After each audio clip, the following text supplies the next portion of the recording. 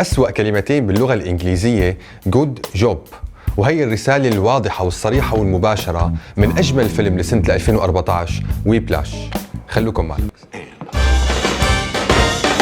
I want to be great. There are no two words in the English language more harmful than good job.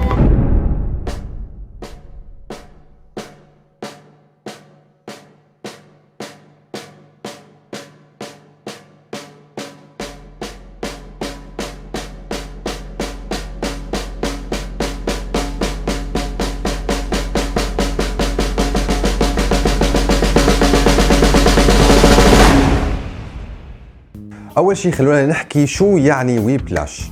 ويبلاش كمصطلح بتعني الأثر اللي بتتركه ضربات الجلد أو ضربات الصوت على جسم الإنسان، وبيعني أيضاً الأثر الناتج عن اصطدام الرأس بالجدار مرارا وتكرارا.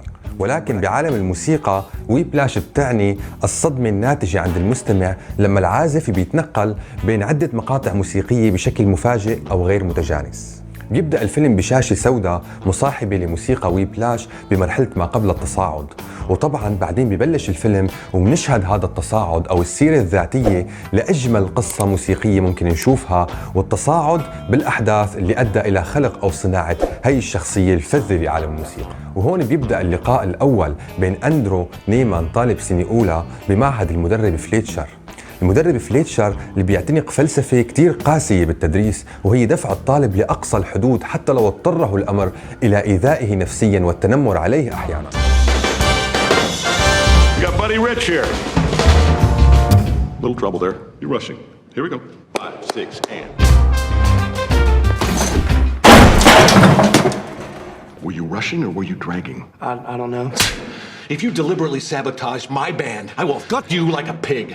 فليتشر كمدرس أو معلم بعيد جدا عن تفاهات المجاملة والمدح، بمعنى إذا أنت استسلمت تحت الضغوط اللي عم يمارسها عليك فالله معك، أما إذا صمدت واستطعت النجاة من كل هي الضغوط القاسية فممكن تنتقل من مرحلة أنك تتغلب على الآخرين إلى مرحلة أسمى وهي أنك تتغلب على ذاتك.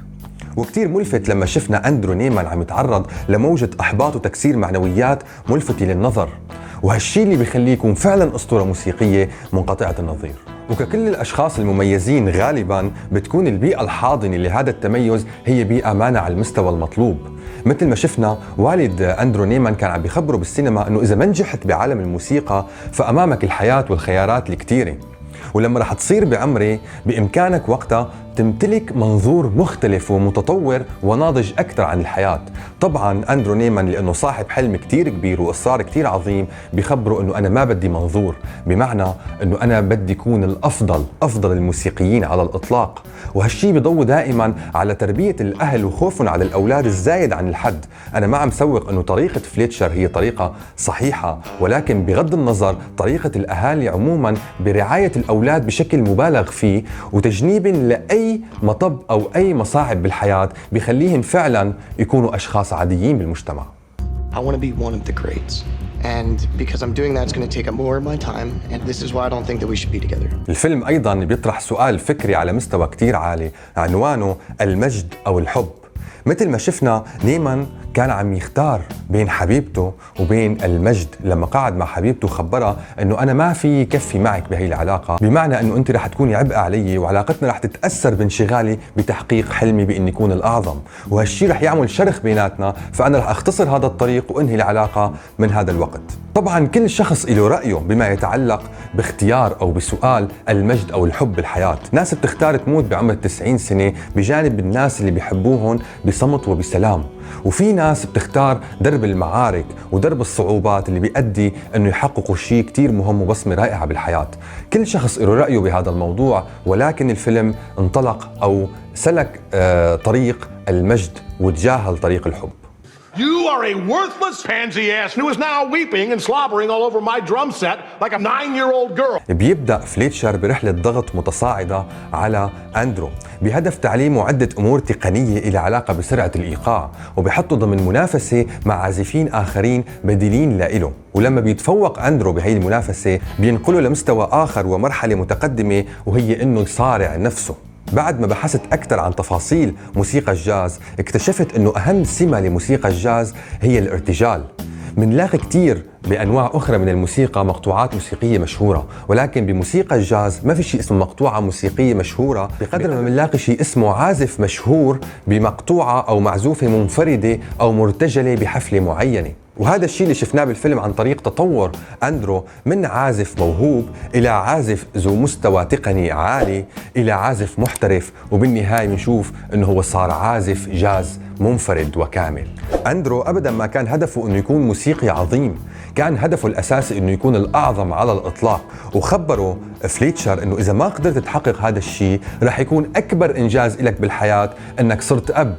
وهذا الشيء بضوي على كتير تجارب بنشوفها بحياتنا، انه كتير ناس لما ما بتحقق هي الاحلام اللي كانت تحلم فيها بتقرر انه تنقل هذا الفشل او تنقل هذا العجز لاولادها على سبيل انه هن يحققوا هي الاحلام. ولكن كيف ممكن شخص تغلبت عليه الظروف يصنع شخص غير قادر الظروف على هزيمته؟ بالنهاية بنشوف مشهد أو كلمة هي بيت القصيد تبع الفيلم، لما بيخبروا فليتشر لأندرو أنه كنت أعرف أنه أنت. أندرو لما بيروح بيتذكر هاي الكلمة. طبعا مو المقصود انه فليتشر عرف انه هو اللي خلاه يفقد وظيفته السابقة عن طريق تقديم شكوى للمعهد، ولكن كان بيقصد كنت أعرف أنك بادي ريتش القادم، كنت أعرف أنك الأسطورة الموسيقية القادمة. وهذا الشيء اللي بيخلي أندرو يرجع على المنصة أو على الستيج ويقوم بهذا الإبداع الساحق. I push people beyond what's expected of them. I believe that is an absolute necessity. ولكن هون في سؤال كتير مشروع، انه هذا الضغط النفسي وهي الطريقة بالتدريس ممكن تؤدي الى تحطيم الموهبة بدال تطويرها، وممكن تؤدي انه الشخص يترك هذا المجال بسبب استاذ قاسي كان عم يوصل له المعلومة باسلوب كتير فج عن طريق الاذية النفسية او التنمر احيانا. ولكن الفيلم بلسان فليتشر بيجاوب على هذا السؤال لما بيقول بادي ريتش القادم لا يمكن إحباطه.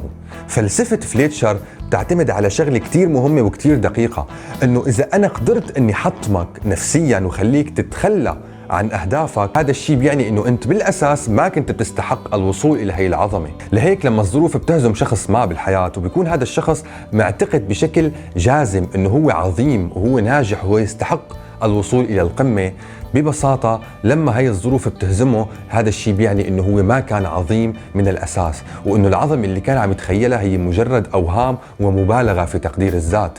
بمعنى إنه العظيم أو الناجح الحقيقي لا يمكن إحباطه، لا مدرب قاسي ولا أي ظرف قاسي آخر. الناجون الوحيدون هم من يستحقون النجاة بالأصل. هي عنوان فلسفة فليتشر. أنا من أشد الناس المعجبين بهي الفلسفة مع بعض التحفظات. طبعا ما بيخفى أنه في كتير ناس بتعتبر هذا الفيلم هو الأخ التوأم لفيلم البجعة السوداء، اللي بيحكي عن تطور كائن بسيط ومحدود القدرات وخجول جدا ورحلة تحول هائلة إلى وحش إبداعي بغاية الجمال والكمال والروعة. النهاية كانت رائعة لما فليتشر بيحتفل وبيخلع المعطف وبيوجه الأضواء على أندرو وبيحتفل باكتمال بجعة فيلم ويبلاش السوداء الرائعة. وما فينا نتغاضى أبداً عن أداء الممثل سيمونز اللي فعلاً سكر العداد بما يتعلق بالقدرات التمثيلية بهذا الفيلم. وطبعاً هو أخذ جائزة الأوسكار عام 2014 كأفضل ممثل مساعد بفيلم ويبلاش. طبعاً في مثل كتير حلو من أجواء هذا الفيلم: البحار المحترف تصنعه الأمواج العاتية. وبالأخير شكرا لكم على المتابعة. لا تنسوا إذا عجبكم الفيديو تضغطوا زر اللايك وتشتركوا بالقناة وتفعلوا زر الجرس. تحياتي زيريوس، باي باي.